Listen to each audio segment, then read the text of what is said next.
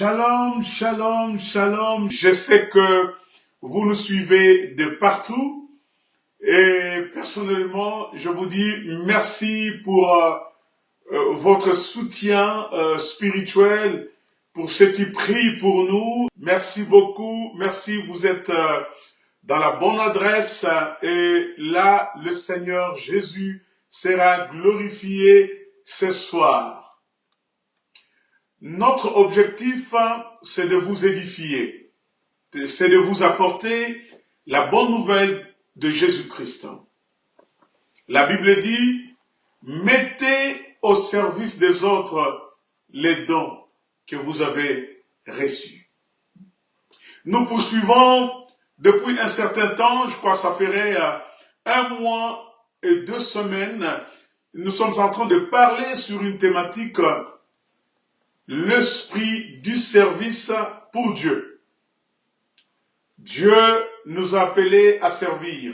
La Bible dit, les uns comme apôtres, les uns comme prophètes, les uns comme évangélistes, les uns comme pasteurs et docteurs, pour l'édification du corps de Christ. Nous bénissons le Seigneur. Je sais que beaucoup d'entre vous sont bénis et nombreux d'entre vous m'écrivent pour remercier ce que nous sommes en train de faire. Que Dieu vous bénisse. Aujourd'hui, ça sera notre 6e volume et je crois que nous allons terminer cette série de cet enseignement, l'esprit du service pour Dieu, ce soir. Je commence ce soir par vous présenter mes ouvrages qui sont des ouvrages très utiles pour vous parce que ça édifie votre foi et ça vous poussera à comprendre le dynamisme de la parole de Dieu. Et Dieu est merveilleux quand il nous donne sa parole. Lorsqu'elle vient dans notre vie, cette parole, elle vient pour, n'est-ce pas, nous transformer. Elle ne rentre jamais d'où elle a été envoyée sans pour autant agir.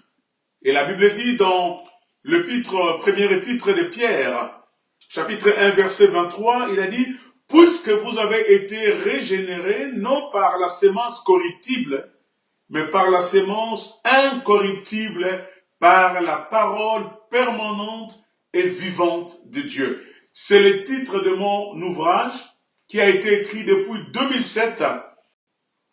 Un très bon ouvrage, Les corruptibles et l'incorruptible, que vous allez trouver dans KDP à Amazon, où vous pouvez acheter en format e-book. Ça vous permettra, n'est-ce pas, de lire cet ouvrage depuis vos tablettes, téléphones, vos ordinateurs fixes. Il y a encore un autre ouvrage sur le récit de la conversion d'un juif qui est un très bon ouvrage d'un témoignage d'un enfant de père et de mère juifs de la tribu de Lévi qui habitait à Anvers et qui m'a remis son témoignage de sa conversion, comment il s'est converti en Christ.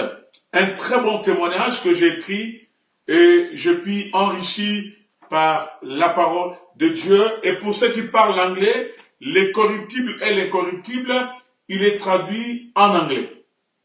En tout cas, tapez sur KDP, Dr Hubert Baou, ou bien vous tapez le récit de la conversion d'un juif, ou bien le corruptible et l'incorruptible. Vous aurez l'accès à mes ouvrages. Que Dieu vous bénisse. Nous avons déjà vu avec vous sur la thématique que nous sommes en train de poursuivre, que nous allons terminer ce soir, sur l'esprit du service pour Dieu. On a parlé de la qualification. Qui est qualifié pour servir Dieu? Nous avons parlé des objectifs du service. Nous avons parlé, n'est-ce pas, de la capacité du service. Christ dit, tout ce que je fais, tout ce que j'ai dit, c'est Dieu qui me le dit, c'est mon Père qui me capacite. Nous avons parlé de la qualité. Il faudrait que le travail que nous sommes en train de faire soit un travail ou un service de qualité. Nous avons parlé aussi, n'est-ce pas, des équipements. Tu ne peux pas être envoyé sans avoir été équipé. Et j'ai toujours dit, il n'y a pas un chrétien sur terre qui n'a pas un don. Tout chrétien sur terre est capacité par le Saint-Esprit pour servir Dieu.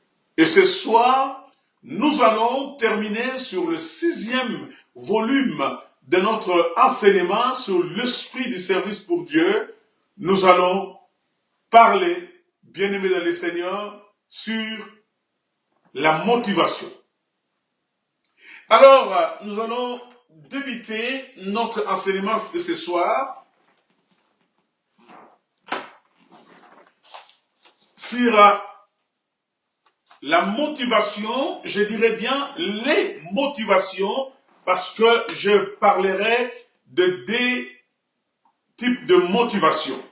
Mais je vais commencer par rapport aux motifs qui ne sont pas purs et je terminerai aux motifs purs. Donc, ou le motif agréable à Dieu.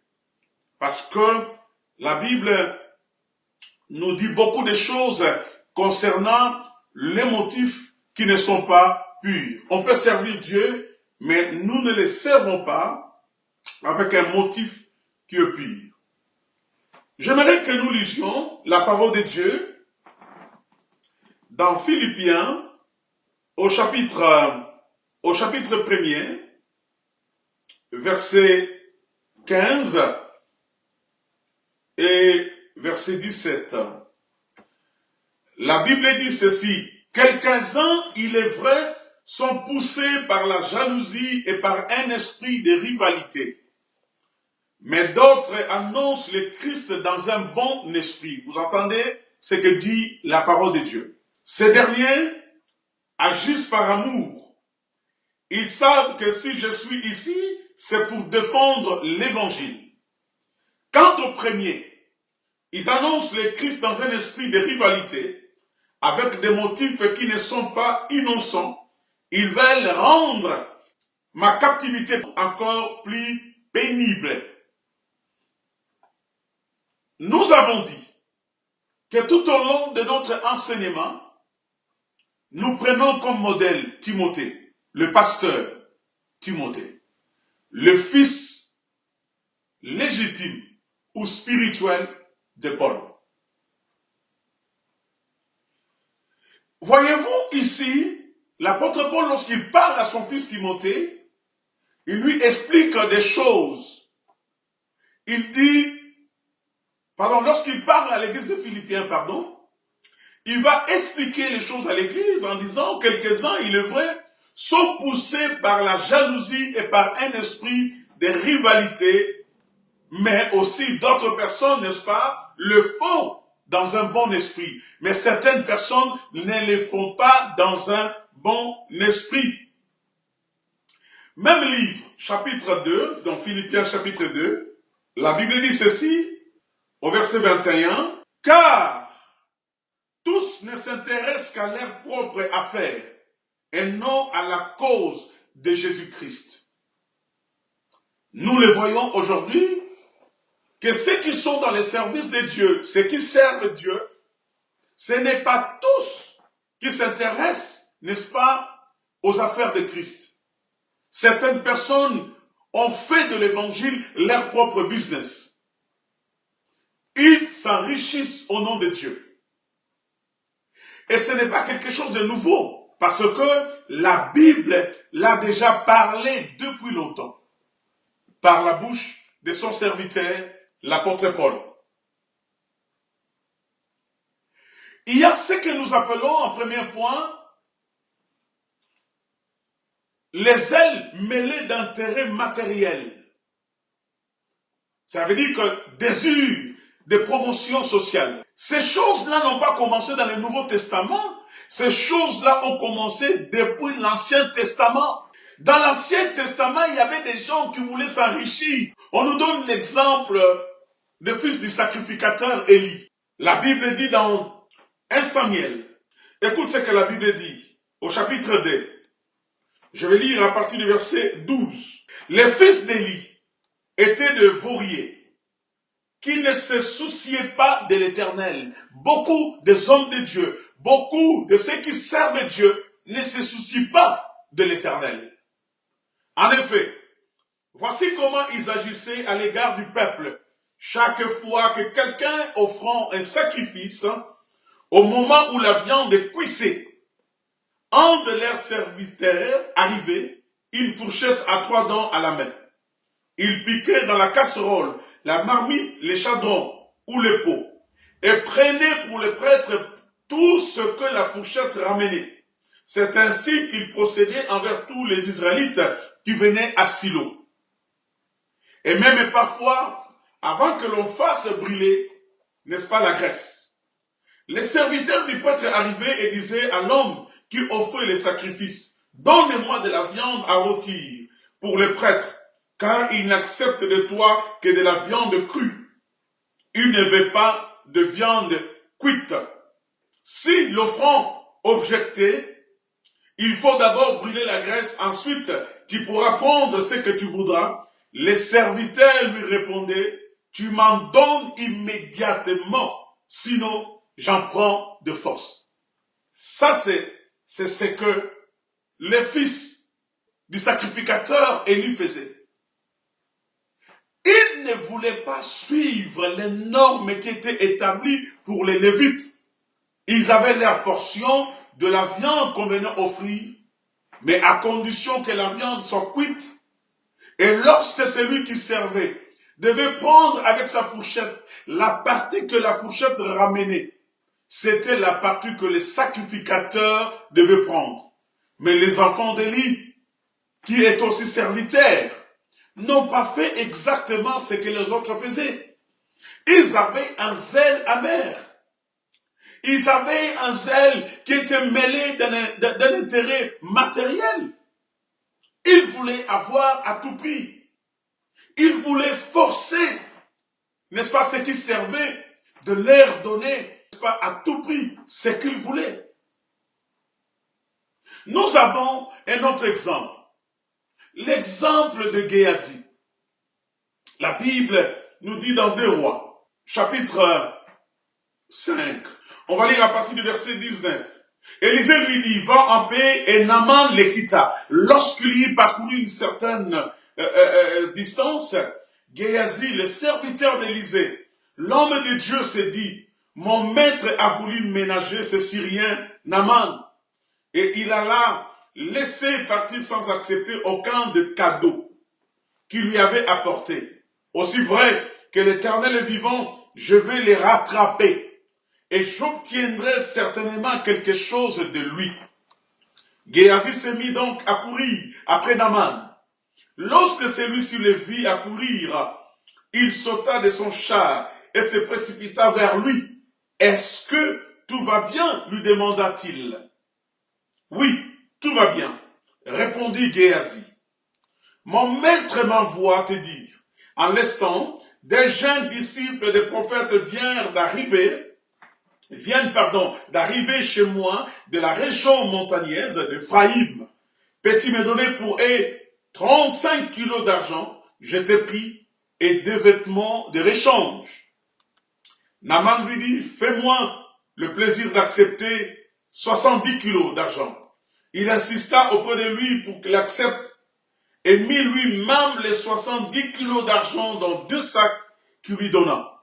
Et lui remit aussi 2 vêtements d'apparat que 2 de ses serviteurs portèrent devant Géasi.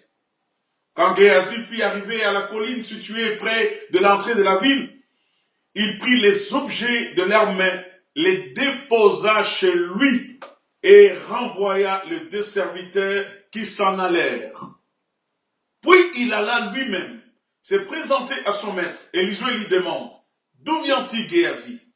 Il répondit, ton serviteur n'est allé nulle part.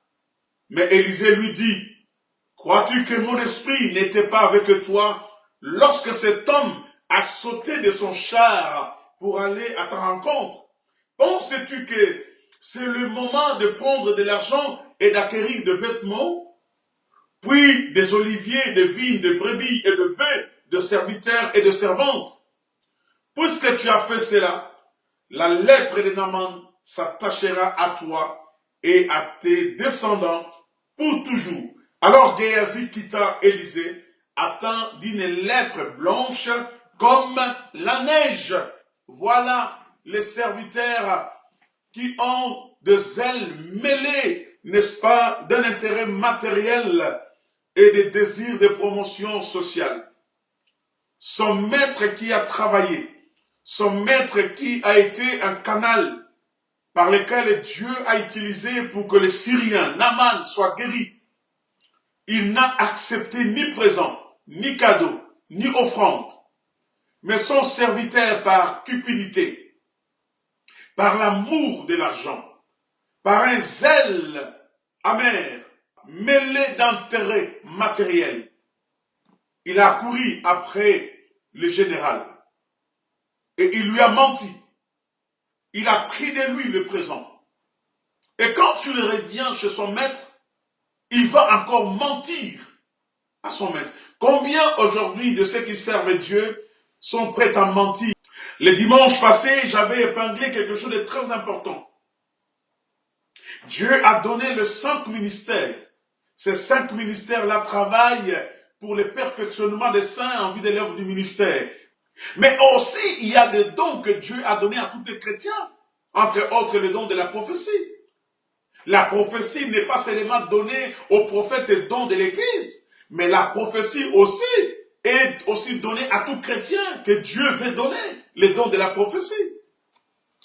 Combien parmi nous mentons pour recevoir auprès du peuple ce que nous voulons? Nous mentons de la part de Dieu. Nous ne disons pas la vérité. Cette motivation-là n'est pas une très bonne motivation. De servir Dieu avec un zèle mêlé d'un intérêt personnel, d'un intérêt matériel. Et nous sommes prêts à mentir. Nous sommes prêts à donner de faux témoignages pour recevoir du peuple de Dieu ce que nous voulons. Bien-aimés, il ne faut jamais avoir de la convoitise charnelle sous-jacente, n'est-ce pas? Vous avez reçu gratuitement, donné gratuitement. Si nous avons la nourriture et le vêtement, la Bible dit dans 1 Timothée 6, verset 11, cela suffira. Un salaire minimum suffira. La Bible dit que nous sommes appelés à recevoir un double honneur, mais pas un double salaire. Ce motif-là, ce n'est pas un motif pur pour servir Dieu. Si nous servons Dieu pour les motifs de prendre par force les dîmes, de prendre par force les offrandes, de prendre par force le bien du peuple de Dieu, ce n'est pas un bon motif. Et si tu as ces habitudes-là, mon frère, ma sœur, je te demande de pouvoir, bien-aimé, abandonner cette pratique-là. Parce que dans le service, dans l'esprit du service pour Dieu, nous devons avoir un motif agréable à Dieu. Deuxième motif qui n'est pas agréable, qui n'est pas pur, c'est le désir de paraître. Et ça, c'est grave. De l'orgueil, qui est un péché satanique par excellence. L'orgueil. Il l'a fait depuis le ciel. Et à cause de cela, il a été précipité. Et Dieu a établi un principe depuis ce temps de résister contre les orgueillés et de faire grâce aux humbles. Cela était le cas des disciples de Jésus. les fils de Zébédée. La Bible dit qu'ils sont venus voir le Seigneur pour que le maître l'établisse, pour qu'il soit grand, pour que le maître, n'est-ce pas, les favorise. Mais le Seigneur a dit quelque chose, il a dit, quiconque veut être grand parmi vous, qu'il soit votre serviteur. Aujourd'hui, on ne voit pas les gens qui servent. Personne ne veut être second. Dans des églises, dans des groupes, dans des associations ecclésiastiques, dans des organisations ecclésiastiques, personne ne veut être second. Tous veulent apparaître. Le Seigneur, lorsque il a rappelé à Pierre, il a rappelé aux disciples, il a dit, c'est moi qui vous ai lavé le pied. Il les a montré un bon exemple de serviteur. Il était leur maître, mais il les a servis. Il les a lavé les mains. À la table, c'est lui qui partageait les pains et c'est lui qui a servi à tout ce monde. Ayant le sentiment qu'avait Christ, lequel existant en forme de Dieu, la Bible dit, il n'a pas regardé son égalité avec Dieu comme une proie arrachée. La Bible dit, il s'est humilié en prenant la forme d'un homme, d'un vrai homme qui a les sentiments. La Bible dit qu'il a obéi jusqu'à la mort, mais pas n'importe quelle mort, la mort de la croix, qui était une mort de la honte. Ayons ces sentiments-là. Devenons des serviteurs des autres. Parce que celui qui veut être grand parmi vous, Christ dit qu'il soit petit, qu'il soit serviteur. Je vais lire un passage dans Matthieu chapitre 23, et je lirai le verset 5, et je vais essayer de faire la lecture. Dans tout ce qu'ils font, ils agissent pour être vus des hommes. Ainsi, le petit coffret à verset qu'ils portent pendant la prière sont plus grands que ceux des autres. Et leurs franges et leurs manteaux plus longues. Ils affectionnent les meilleures places dans le banquet et les sièges d'honneur dans les synagogues. Ils aiment qu'on les salue sur les places publiques et qu'on les appelle rabbi, qu'on les appelle maître. Mais vous, ne vous faites pas appeler maître, car pour vous, il n'y a qu'un seul maître, et vous êtes tous frères. Ne donnez pas non plus à quelqu'un ici-bas le titre de père, car pour vous, il n'y a qu'un seul père, le Père Céleste. Ne vous faites pas non plus appeler chef, car un seul est votre chef, le Christ. Le plus grand parmi vous sera votre serviteur, car celui qui s'élève sera baissé, et celui qui s'abaisse lui-même sera élevé. Voyez-vous, ce que Christ tente de nous expliquer. Cette motivation, ce n'est pas une bonne motivation. C'est un motif qui n'est pas pur devant Dieu. Lorsqu'on veut apparaître. Ne vous faites pas appeler rabbi, car un seul est votre maître, et vous, vous êtes tous des frères. Aujourd'hui, ça m'étonne qu'un prophète, lorsque tu l'appelles frère, il dit non mon frère, moi je ne suis pas frère, hein, je suis prophète. Mais bien sûr, avant que tu sois prophète, tu dois être frère. Il n'y a pas un prophète sans frère. Il n'y en a pas une prophétesse sans être une sœur. Il n'y a pas un docteur sans être un frère. Alléluia. Nous aimons des titres honorifiques. Et aujourd'hui, ça fait pagaille. Lorsque nous regardons au sein de frères, au sein de nos organisations ecclésiastiques, au sein de nos communautés, des églises locales, on veut des titres. Et on se bat, on est prêt à se poignarder à cause des titres. Révérend pasteur, très révérend pasteur, l'apôtre par excellence, le pasteur docteur. le pasteur fondateur, le père fondateur, les pères ecclésiastiques, révérend, docteur, prophète. Regarde ce que... On est même allé à appeler les gens, messieurs le pasteur le plus excellent. Que des titres hiérarchiques. Bien-aimés dans le Seigneur, évitons d'apparaître. Jean a dit, il faut qu'il croisse et que moi je diminue. Laisse Christ te présenter.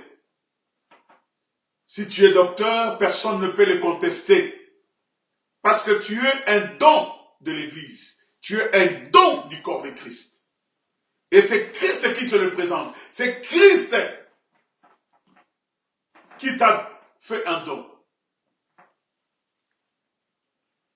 Je suis dans les motifs qui ne sont pas pires. Un autre motif qui n'est pas pire, désir de dominer. Là, je parle de quoi? Asservissement spirituel des autres. Sentiment de supériorité spirituelle. Besoin de s'exprimer, d'être un leader. Bien même que quand vous êtes au milieu des pasteurs, tu veux toujours, c'est toi qui vas parler. Luc, chapitre 1, un très bon passage. Chapitre 22, verset 24. Les disciples eurent une vive discussion. Il s'agit de savoir lequel d'entre eux devait être considéré comme le plus grand. Jésus intervint. Les rois des nations, dit-il, dominent leur peuple. Et ceux qui exercent l'autorité sur elles se font appeler leurs bienfaiteurs. Il ne faut pas que vous agissiez ainsi. Au contraire, que le plus grand parmi vous soit comme le plus jeune, et que celui qui gouverne soit comme le serviteur. À votre avis, qui est le plus grand? Celui qui est assis à table ou celui qui sert? N'est-ce pas celui qui est assis à table? Eh bien, moi au milieu de vous, je suis comme le serviteur. Christ au milieu de nous, il est comme le serviteur.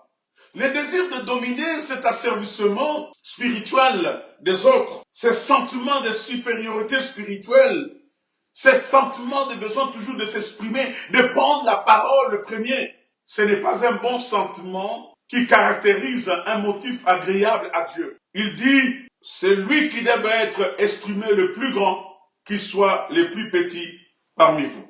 Alléluia. Que le plus grand soit comme le plus petit. La plus grande fonction, c'est lui qui gouverne. La plus petite fonction, c'est lui qui sert. Mais les deux requièrent la grande morale, la spirituelle. Être comme Jésus, doux et humble de cœur. Il était Seigneur. Il est Dieu. Parmi nous, il nous a servi. Un autre motif, bien-aimé, qui n'est pas un motif pur, qui n'est pas un motif agréable, c'est l'esprit de parti. Notre église est la meilleure. Notre groupe est la meilleure. Notre organisation est la meilleure. Non, ça ne peut pas être ainsi, mes frères. Ça ne peut pas être ainsi. Les églises locales, bien-aimés, ne sont pas des entreprises commerciales en concurrence. Nous ne sommes pas en concurrence les uns ou les unes et les autres. Non, nous servons un seul Dieu. C'est lui qui est le Christ. C'est lui qui est la colonne et l'appui de la vérité. C'est lui qui est l'angle principal d'un bâtiment, d'une maison. La Bible dit que tout corps bien coordonné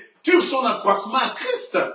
Il n'y a que lui. C'est lui qui est l'intermédiaire. C'est lui qui est notre avocat principal. C'est lui qui est le pont par excellence. Tu ne peux pas aller au Père sans lui. Et l'église ne peut pas être divisée comme nous le voyons aujourd'hui. Je suis du côté A, moi je suis du côté B. Non, Christ est un et il restera un. L'église ne peut pas être divisée. Alléluia. L'église ne peut pas être divisée. Ça, ce sont des motifs qui ne sont pas agréables, qui ne sont pas purs. Mais il y a des motifs purs, comme renoncement à toutes les prétentions personnelles. Philippiens dit quoi? Chapitre 3, verset 8, l'apôtre Paul dit, tout ce que j'ai considéré comme du gant, je les considère comme de la boue, comme de la perte à cause de l'excellence connaissance de Jésus-Christ. Je renonce à tout. Ça, c'est un motif pur. Lorsqu'on renonce à tout, à toutes les prétentions personnelles, lorsque nous nous offrons comme un instrument de la grâce de Dieu, Romains 12, offrez vos corps comme un sacrifice agréable. Voilà le motif agréable à Dieu. Lorsque nous nous obéissons à la volonté de Dieu, qu'est-ce que nous dit dans 1 Samuel chapitre 15 verset 22? La Bible dit, l'obéissance vaut mieux que le sacrifice et l'observation de sa parole vaut mieux que la graisse de bélier. Si nous ne sommes pas obéissants à Dieu, notre service ne sera pas agréable. L'obéissance fera que notre service, notre motivation soit un motif de servir Dieu qui est agréable. Nous devons avoir un motif agréable vis-à-vis des hommes. Amour des âmes, déversé dans le cœur par le Saint-Esprit. La Bible dit dans Romains 5:5, l'espérance ne trompe pas car l'amour de Dieu est répandu dans nos cœurs par le Saint-Esprit qui nous a été donné. Cet amour-là des âmes doit être notre motivation de gagner les âmes perdues. Quel est le motif agréable? C'est de mettre au service des autres les dons que nous avons reçus. 1 Pierre 4, verset 10. La compassion. Au lieu de considérer ses propres intérêts, mais nous considérons ceux des autres. Comme l'apôtre Paul le dit. Il n'y a personne qui est supérieur à l'autre. Nous sommes tous égaux dans la grâce. Et nous sommes appelés à partager le privilège du salut à cet égard. La Bible dit qu'il n'y a plus un homme. Il n'y a ni femme. Tous, nous sommes un en Christ. Alors nous sommes exhortés, bien-aimés dans le Seigneur, à porter le fardeau les uns les autres. Nous sommes exhortés à développer une relation d'amour fraternel. La Bible dit, veillons les uns sur les autres pour nous exciter à l'amour et aux bonnes œuvres. À servir le peuple de Dieu par amour pour les frères. La Bible dit, nous avons connu l'amour en ce qu'il a donné, n'est-ce pas, sa vie pour les frères. Et la Bible dit, nous aussi, nous devons donner notre vie pour les frères. Voilà un très bon motif de service pour Dieu, de l'esprit du service pour Dieu. Et pour lire le dernier verset, 1 Thessaloniciens, au chapitre 5, verset 14, j'aime cette parole. Il est dit ceci, nous vous les commandons, frères. Avertissez ceux qui mènent une vie déréglée. Réconfortez ceux qui sont découragés. Soutenez les faibles. La Bible dit, soyez patients envers tous. Ça, c'est de l'esprit, bien-aimé, de la discipline de l'Église. La souplesse, la patience, envie, bien-aimé, du meilleur. Un disciple consacré collabore avec le Seigneur pour penser le brebis faible et blessé, bien-aimé, suivant l'exemple du Christ qui s'est offert lui-même pour nous. Le châtiment qui nous donne la paix, la Bible dit, est tombé sur lui et par ses meurtrissures que nous sommes guéris. Oh, quelle bonne parole. Il est mort pour nos péchés et il est ressuscité pour notre justification. Ma dernière question est celle-ci. Quels sont les motifs qui me poussent à vouloir servir Dieu? L'apôtre Paul disait, l'amour de Christ nous presse au service du Seigneur. L'amour de Christ nous presse au service du Seigneur. Voilà, bien-aimés dans le Seigneur, c'est ici, nous clôturons notre enseignement sur l'esprit du service pour Dieu. La qualification de celui qui veut être serviteur, les objectifs pourquoi nous servons Dieu, la capacité, nous l'avons de qui? La qualité du service, parce que le service doit être d'une qualité supérieure, les équipements que Dieu nous a équipés pour servir, et aussi la motivation. Quelle est notre motivation?